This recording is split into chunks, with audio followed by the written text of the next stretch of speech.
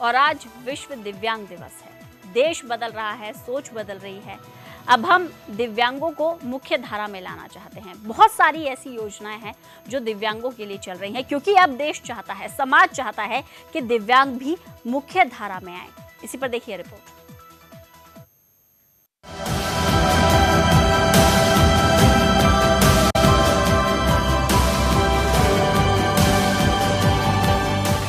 हर साल 3 दिसंबर को अंतर्राष्ट्रीय स्तर पर दिव्यांग व्यक्तियों का अंतर्राष्ट्रीय दिवस मनाने की शुरुआत हुई थी। 1992 से संयुक्त राष्ट्र के जरिए इसे अंतर्राष्ट्रीय रीति रिवाज के रूप में प्रचारित किया जा रहा है। 1992 से ही इसे पूरी दुनिया में लगातार मनाया जा रहा है। समाजों में दिव्यांगों को आत्मसम्मान, सेहत और अधिकारों को सुधारने के लिए पूरा विश्व इस दिन को एक उत्सव के रूप में मनाता है।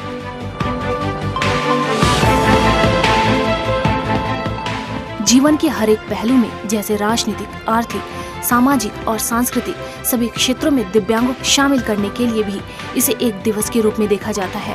इसी वजह से इसे विश्व दिव्यांग दिवस के रूप में मनाया जाता है। विश्व दिव्यांग दिवस का उत्सव हर साल पूरे विश्व भर में दिव्यांग लोगों के अलग अलग मुद्दों पर लोगों का ध्यान केंद्रित करता है। आखिर इस विश्व दिव्यांग दिवस का इतिहास क्या है? विश्व दिव्यांग दिवस का इतिहास। अंतर्राष्ट्रीय दिव्यांग दिवस को 1992 से पूरी दुनिया में हर साल लगातार मनाया जा रहा है। साल 1976 में संयुक्त राष्ट्र आम सभा के द्वारा दिव्यांग जनों के अंतर्राष्ट्रीय वर्ष के रूप में साल 1981 को घोषित किया गया। इस दिन का उद्देश्य समाज में दिव्यांगों को आत्मसम्मान और सुरक्षा की प्राप्ति के लिए दिव्यांग जनों की सहायता करना है। विश्व दिव्यांग दिवस को मनाने का लक्ष्य ये है कि इस दिवस के जरिए दिव्यांगों की नैतिकता को बढ़ाने में सहायता हो सके और साथ ही साथ दिव्यांगों के लिए बराबरी के अधिकारों को सक्रियता से प्रसारित किया जा सके। इसके अलावा कुछ महत्वपूर्ण लक्ष्य और है। विश्व दिव्यांग दिवस का लक्ष्य। विश्व दिव्यांग उत्सव को मनाने का महत्वपूर्ण लक्ष्य दिव्यांगों की अक्षमता के मुद्दे पर लोगों को ज्यादा से ज्यादा जागरूक करना है। समाज में दिव्यांगों को आत्मसम्मान, लोक कल्याण और सुरक्षा की प्राप्ति के लिए सहायता करना है। जीवन के सभी पहलुओं में दिव्यांगों के सभी मुद्दों को बताना है। इस बात का विश्लेषण करें कि सरकारी संगठन के सभी नियम और नियामकों का सही से पालन हो रहा है या नहीं। समाज में दिव्यांगों की भूमिका को बढ़ावा देना और गरीबी घटाना, बराबरी का मौका देना, दिव्यांगों के स्वास्थ्य, सेहत, शिक्षा और सामाजिक प्रतिष्ठा पर ध्यान केंद्रित करना। विश्व दिव्यांग दिवस को मनाना इसलिए भी जरूरी है कि आज भी ज्यादातर लोग ये नहीं जानते कि उनके घर के आसपास समाज में कितने लोग दिव्यांग हैं। समाज में उन्हें बराबर का अधिकार मिल रहा है कि नहीं। अच्छी सेहत और सम्मान पाने के लिए और जीवन में आगे बढ़ने के लिए उन्हें सामान्य लोगों से कुछ सहायता की जरूरत है, लेकिन आमतौर पर समाज में लोग उनकी सभी जरूरतों को नहीं जानते। आंकड़ों के मुताबिक ऐसा पाया गया है कि लगभग पूरी दुनिया के 15% लोग दिव्यांग हैं। इसलिए दिव्यांगों की वास्तविक स्थिति के बारे में लोगों को जागरूक करने के लिए इस उत्सव को मनाना बहुत जरूरी है। Bureau report, Sudarshan news.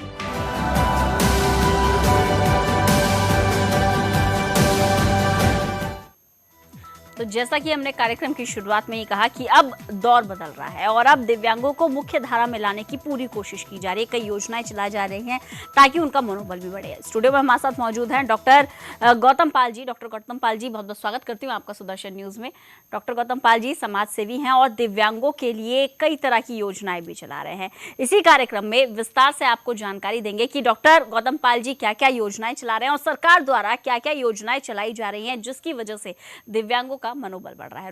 Doctor Gautam Pal ji, क्योंकि दिव्यांगों की स्थिति को लेकर आज हम चर्चा कर रहे हैं और एक वो वक्त था जब हम दिव्यांगों को मुख्य धारा से अलग रखते थे। हमें लगता था कि शायद ये काम करने में दिव्यांग व्यक्ति अक्षम है, लेकिन आज सक्षम था कि प्रकाष्ठा को भी तोड़कर आगे निकलते हैं दिव्यांग। सबसे पहले इस अनुभव को आपसे जानना चाहूंगी। यदि ये सरकार की मैं बात करूं, जब अपनी 2014 में सरकार बनी तो माननीय प्रधानमंत्री जी को मैंने एक सुझाव दिया था दिव्यांगों के लिए और वो उन्होंने स्वीकार की करते हुए दिव्यांगों के लिए बहुत सारी योजनाएं शुरू की और उसके बाद ही एक डिसेबिलिटी बिल लागू हुआ जिसमें विकलांग का नाम दिव्यांग रखा गया और बहुत सारे जो प्रकार थे दिव्यांगों के वो भी बड़े हैं। उसमें लगभग 27 प्रकार की डिसेबिलिटी जो है वो अब शुरू हो चुकी है। और यदि हम आरक्षण की बात करें, पहले 3% था, वो 4% मोदी जी की सरकार ने किया है। तो मैं कहीं ना कहीं मोदी जी का भी धन्यवाद देना चाहता हूं कि उन्हीं की वजह से, चूँकि पहले भी ये सारी चीज़ें चलती रही हैं, जो उन्होंने एक सकारात्मक सोच दिव्यांगों के प्रति दिखाई है, उसमें सरकार का एक बहुत बड़ा रोल है। और फिर मैंने भी ये सोचा, क्योंकि ये जो एक जिम्मेदारी है ये सिर्फ उन माता पिता की नहीं है जिनके बच्चे दिव्यांग हैं, ये तो पूरे समाज की जिम्मेदारी है। बिल्कुल। और उसी जिम्मेदारी को समझते हुए मैं भी सन 1995 से दिव्यांगों के लिए कार्य कर रहा हूँ। मैंने शिविरों के माध्यम से गांव-गांव, गली-गली में उनको एल्बो स्टिक, ट्राईसाइकिल और बैसाखी और तमाम जो इक्विपमेंट होते हैं वो दिलाने का प्रयास किया जब मैं 10th क्लास में पढ़ता था। और धीरे धीरे ये चीज़ें बढ़ती रही। चूँकि मैं खुद भी दिव्यांग हूँ, मेरे पैर में भी प्रॉब्लम है और मैं ग्रामीण परिवेश से ही हूँ, तो मुझे बचपन से जो मेरे वेल विशर हैं, मेरे माता पिता हैं, उन्होंने यही बताया और सिखाया कि यदि हम अपनी इस समाज में पहचान बना सकते हैं तो वो शिक्षा से ही बना सकते हैं। और शिक्षित होना बहुत ही ज़रूरी है। यदि हम शिक्षित होंगे तो स्वावलंबी बनेंगे और समाज में एक अपना हम स्थान बना पाएंगे। बिल्कुल, और वो स्थान आपने बनाया भी है। अपने दर्शकों को ये जानकारी दे दूं कि प्रधानमंत्री नरेंद्र मोदी के जब पहले मन की बात कार्यक्रम का प्रसारण हुआ था, तब डॉक्टर गौतम पाल जी ही थे जिन्होंने प्रधानमंत्री नरेंद्र मोदी को सुझाव दिया था, जिन्होंने मन की बात कार्यक्रम के जरिए पीएम मोदी तक पहुंचाया था कि अभी जमीनी स्तर पर दिव्यांगों के लिए कौन कौन सी योजनाएं चलाने की जरूरत है और समाज के अंदर अभी क्या स्थिति बनी हुई है, ये पारदर्शिता आने की भी जरूरत है। गौतम पाल जी, क्योंकि आप कई सारी योजनाओं के साथ जुड़े भी हुए हैं, अगर हम दिव्यांगों के लिए योजनाओं की बात करें तो वो योजनाएं जमीनी स्तर पर आपको कितनी कारगर नजर आती हैं? मैं सन 2000 में जब मैं ग्रेजुएशन कर रहा था मेरठ कॉलेज मेरठ से, तो मुझे एक सज्जन ने बताया कि सरकार की ओर से यदि आप गाड़ी खरीदते हैं तो आपको छूट मिलेगी। तो मैं उस चीज़ का बहुत लोगों से जिक्र कर चुका था मुझे, मगर कहीं सफलता नहीं मिली। तो अभी लगभग 1.5 या 2 साल पहले मुझे उसकी सारी जानकारी मैंने गूगल के माध्यम से जुटाई और उस पर मैंने वर्क करना शुरू किया। तो मैंने देखा कि क्योंकि दिव्यांग, हर प्रत्येक दिव्यांग ये चाहता है कि वो स्वावलंबी बने, उसके पास खुद का व्हीकल हो, वो सेल्फ डिपेंड बने, वो अपने घर के लोगों पर आत्मनिर्भर ना रहे। चूँकि मेरे मन में भी यही सवाल था कि मैं भी अपने कहीं भी जाऊं तो खुद का मेरा वाहन हो, मैं कार चलाऊं, मैं बाइक चलाऊं। तो मैं उसके लिए सर्च करने लगा और मैंने जब उसको गूगल में सर्च किया तो मैंने देखा कि जो हम गाड़ी खरीदते हैं उसकी जो जीएसटी है वो बिल्कुल माफ़ है। जो हम गाड़ी का रजिस्ट्रेशन आरटीओ में कराते हैं वो मात्र 50 रुपये में होता है जी।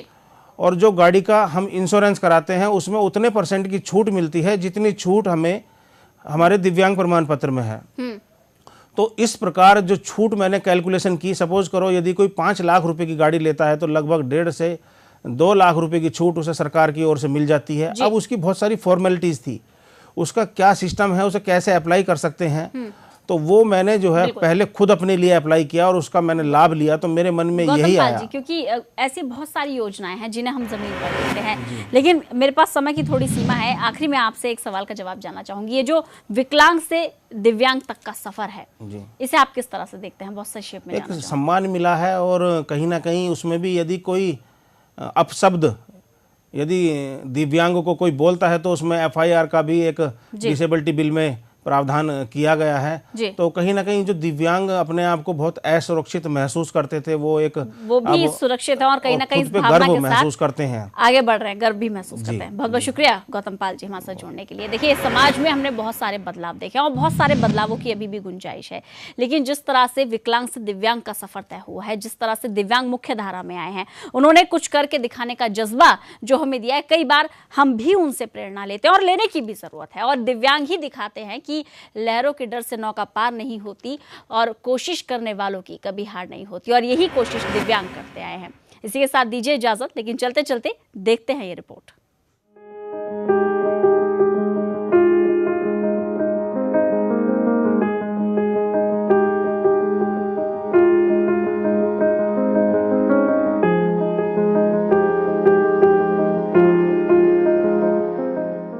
मेडिकल कारणों से कभी कभी व्यक्ति के विशेष अंगों में दोष उत्पन्न हो जाता है, जिसकी वजह से उन्हें समाज में विकलांग की संज्ञा दे दी जाती है। और उन्हें एक विशेष वर्ग के सदस्य के तौर पर देखा जाने लगता है। लेकिन तरस आता है ऐसे लोगों की मानसिकता पर जो दर्द बांटने के बजाय बढ़ाने पर तुले होते हैं। लेकिन आज के समाज की स्थिति कुछ अलग है। पीएम मोदी ने अपने पहले मन की बात प्रोग्राम में दिव्यांगों के दर्द को समझते हुए विकलांग शब्द को ठीक तरह से परिभाषित किया, जिसकी वजह से दिव्यांगों के मनोबल को और बढ़ावा मिला। पीएम मोदी ने 2014 में अपने मन की बात प्रोग्राम के जरिए मेरठ के समाज सेवी डॉक्टर गौतम पाल का भी जिक्र किया। एक गौतम पाल करके व्यक्ति ने एक चिंता जताई है। उसने कहा है कि जो स्पेशली एबल्ड चाइल्ड होते हैं उन बालकों के लिए नगर पालिका हो, महानगर पालिका हो, पंचायत हो, उसमें कोई न कोई विशेष योजनाएं होती रहनी चाहिए। उनका हौसला बुलंद करना चाहिए। मुझे उनका ये सुझाव अच्छा लगा। डॉक्टर गौतम पाल खुद एक दिव्यांग है। यही वजह है कि वो दिव्यांगों का दर्द भली भांति समझते हैं। इसी के तहत डॉक्टर गौतम पाल ने दिव्यांगजनों के हितों के लिए पूरे भारत में अभियान चलाया। भारत सरकार की ओर से दिव्यांगजनों को दी जाने वाली सुविधाएं जो दिव्यांगों को पता ही नहीं है, उनको गौतम पाल काउंसलिंग करके सोशल मीडिया के जरिए समाज सेवी संस्थाओं से संपर्क कर सभी राज्यों में पहुंचाने का काम करते हैं। अब तक गौतम पाल ने 1,50,000 दिव्यांगजनों तक सरकार की बहुत सारी योजनाओं को पहुंचाया है। पीएम मोदी के जरिए दिव्यांगों के लिए दी जाने वाली योजनाएं कुछ इस तरह है। इनकम टैक्स रिटर्न फाइल करने में दिव्यांगजनों को मिलने वाली छूट, नगर निगम के गृह कर और जल कर में दिव्यांग प्रमाण पत्र के 0% के मुताबिक छूट, घर जमीन का बैनामा कराने के लिए स्टाम्प शुल्क में दिव्यांग प्रमाण पत्र के 0% के मुताबिक छूट, जो दिव्यांगजन दृष्टिबाधित है उनको हवाई जहाज में यात्रा फ्री दिया जाता है। अस्थिबाधित के लिए सामान से विशेष छूट है। दिव्यांगजनों को रेल में, बस में दिव्यांग प्रमाण पत्र के मुताबिक यात्रा में छूट मिलती है। रेल में यात्रा के दौरान सहायक का रिजर्वेशन आवश्यक है, जो कि रेलवे की ओर से निशुल्क है। दिव्यांगजनों को शादी करने के लिए दिव्यांग विभाग से 30,000 रुपए मिलते हैं। दिव्यांगजनों को छोटा रोजगार करने के लिए 10,000 रुपए का लोन विकलांग विभाग से मिलता है। पूरे भारत में गाड़ी पर टोल भी निशुल्क होता है और गाड़ी की आरसी में भी एग्जेम्प्टेड लिखा होता है। घर बनाने और रोजगार करने के लिए national handicapped finance and development corporation की ओर से सस्ता लोन दिया जाता है। जिन दिव्यांगजनों की उम्र 21 से 30 साल है और 10वीं पास है और सालाना इनकम 50,000 है, वो ministry of petroleum and natural gas की ओर से गैस की एजेंसी और पेट्रोल पंप खोलने के योग्य है। कभी महक की तरह हम गुलों से उड़ते हैं तो कभी झरनों की तरह पर्वतों से निकलते हैं। ये कैचियां हमें उड़ने से क्या खाक रोकेंगी कि हम परों से नहीं हौसलों से उड़ते हैं। Bureau report, Sudarshan news.